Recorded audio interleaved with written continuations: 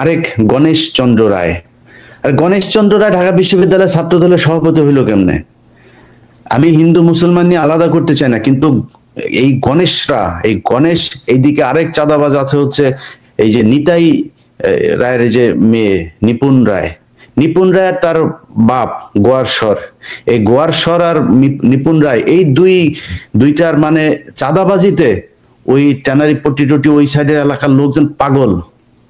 প্রতিদিনই কোনো না কোনো জায়গা থেকে এদের নিয়ে খবর আসে। এখন ভাই সমস্যা তো হইলো, এরা এখানে চাঁদাবাজি করবে, সবার ইন্ডিয়াতে একটা করে বাড়ি থাকবে।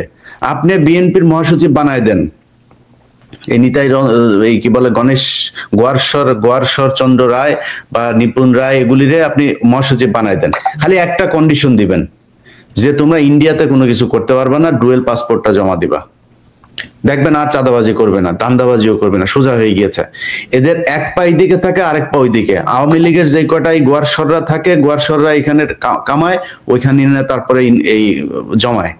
আবার বিএনপিতে যে কটা আছে এখানে কামায়, ওইখানে জমায়। মূল কাজ একটাই, তথ্য রয়ের কাছে পাচার করা। সো এই গোয়ারশরদের থেকে সাবধান। গণেশের সাহস হয়েছে, একজন শিক্ষক ভিসি, তার মতো একজন ভদ্র, এই গত 15 বছরে বর্তমান ভিসির মতো ভদ্র ভিসি, নিরপেক্ষ ভিসি আসে নাই। এই ব্যক্তির সামনে সে টেবিল থাপড়ে তারপরে তার সামনে কথা বলে। বিশ্ববিদ্যালয় প্রশাসন এবং শিবিরের কাছে অনুরোধ থাকবে, এই গণেশরে যেখানে পাবেন সেখানে ওরে বুঝাই দিবেন কেমনে সম্মান দিয়ে তারপরে ভিসির সামনে কথা বলতে হয়। এটা আজকে যেটা আমরা দেখেছি, এটা ছাত্রলীগের আচরণ। অতএব বিএনপির ভাই, আপনাদের কাছে অনুরোধ থাকবে, এটা বিশাল নির্বাচন না, এই নির্বাচন দিয়ে দেশের রাজা, মন্ত্রী, মিনিস্টার এগুলো নির্বাচিত হবে না। সো আপনাদের কাছে দায়িত্বশীল আচরণ আশা করি। আপনারা একটা মিছিল বের করবেন, একটা গন্ডগোল বের করবেন। সারা বাংলাদেশ থেকে আপনার এই ঢাকা শহরে আওয়ামী লীগ যুক্ত হয়েছে। ওই যশোর জেলার আওয়ামী লীগ বরিশাল জেলায়, বরিশাল জেলার আওয়ামী লীগ সিলেট জেলায়, সিলেট জেলার আওয়ামী লীগ ওই জেলায়, এরকম বিভিন্ন জেলায় জেলায় তারা নানান ধরনের অপকর্ম করার জন্য তাদের ভিতরে এখন এই গ্রুপগুলোতে এই আলোচনা হচ্ছে। তারা টার্গেট নিয়েছে, অমুককে ধরতে হবে। এটা যাবে কারা? বরিশাল থেকে যাবে হচ্ছে ঝিনাইদহে। ঝিনাইদহে যাচ্ছেন মানে ঝিনাইদার কেউ নাই, ঝিনাইদার ওইখানের যারা আওয়ামী লীগের ছিল তারা কেউ দেখেন নাই।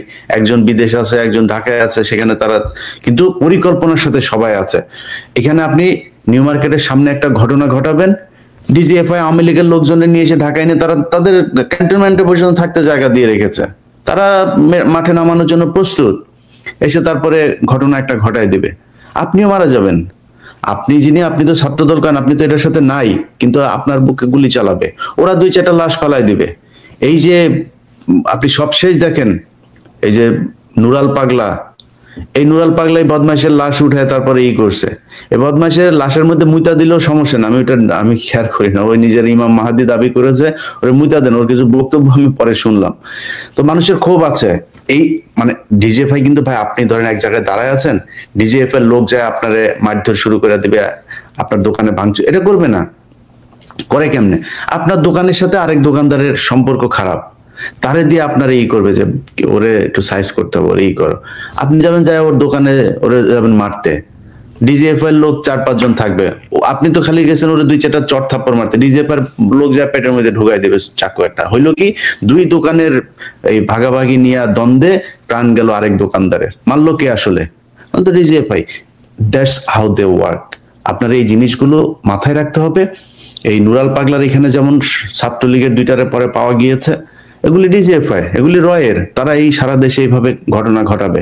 তো আপনি একটা মিছিল বের করবেন, মিছিল বের করে আপনার কাজ থাকবে ভাই, ছাত্রদল তো জীবনে ছাত্রলীগের মতো হিংস্র হইতে পারবে না, কিন্তু ছাত্রলীগ আপনার ভিতরে ঢুকে যাবে। এখানে শত শত হাজার হাজার মানুষ আসবে, আপনি জানবেন নাকি কে ছাত্রদল আর কে ছাত্রলীগ আর কে ভারত থেকে এসছে? চিনবেন আপনি? চেনা তো সম্ভব না। যেই কারণে আমি মনে করি যে আজকের যে ঘটনা, এই ঘটনা যদি নাকি আপনারা মনে করেন সামনের নির্বাচনে আপনি 2012 সাল 13 সালের ঘটনাগুলো যদি দেখেন, সেখানে একই অবস্থা ছিল। এই আওয়ামী লীগ জোর করে, আপনি দেখেছেন যে সেই যে খুলনায় ছিল মনি, তারপরে ঢাকা সহ বিভিন্ন জায়গায় হেফাজতের ঘটনার পরপর যে নির্বাচনটা হলো সবখানে আওয়ামী লীগের ভরাডুবি হয়েছে। তারা কি করলো, জোর করে সেখানে নির্বাচিত হলো নিজেদের লোকজন, জোর করে এই মেয়রদেরকে ক্ষমতাচ্যুত করলো, জেলখানায় নিল। 14 সালে, 18 সালে, 24 সালে যে নির্বাচনে সবখানেই তো আওয়ামী লীগ জিতেছে, লাভ হয় নাই তো। সো জনগণের মন কেমনে জয় করা লাগে, কেমনে জয় করা যায় সেই ব্যবস্থা করেন ভাই, নাইলে এইভাবে জোর জুলুম এইসব শয়তানি বাটপারি এগুলি কইরা করা যাবে না। আমার কথা যদি জিজ্ঞেস করেন, আমি এবারের নির্বাচনে সাদিক কায়েমের পক্ষে ছিলাম। সাদিক কায়েমের পক্ষে কেন ছিলাম? কারণ এই দেশকে ভারত পাকিস্তান এই ভাগাভাগি করা, এটা এই দেশের মানুষ আর চায় না। যারা আপনাদের মতো এই যে বিরানি আলম সহ যেসব আপনাদের নতুন স্বঘোষিত বিএনপি সেজে এখন বিএনপির পক্ষে কাজ করার চেষ্টা করছে, এই মানুষগুলি আপনাদের ধ্বংসের জন্য যথেষ্ট, আর কিচ্ছু লাগবে না। আপনি যদি নাকি আজকে ভারত পাকিস্তান এই না নিয়ে আসতেন, আমরা যেতাম না তো তাদের পক্ষে। আর ভাই এখন আপনি যদি মনে করেন যে বাংলাদেশের মানুষ এই ভারত পাকিস্তান এই খুশি, তারা পাকিস্তানি রাজাকার বললে তারা খুশি হয়ে যাবে, তাহলে তাদের জন্য হাসিনার চেয়ে ভালো কেউ কিছু ছিল না। হাসিনারে কেন তারা রাখে নাই? হাসিনারে রাখে নাই কারণ তারা এই ভাগাভাগি পছন্দ করে না। আপনারা যদি সেই কাজই করেন, বাংলাদেশের মানুষ আপনাদেরকে ওইভাবে রেড কার্ড দেখাবে।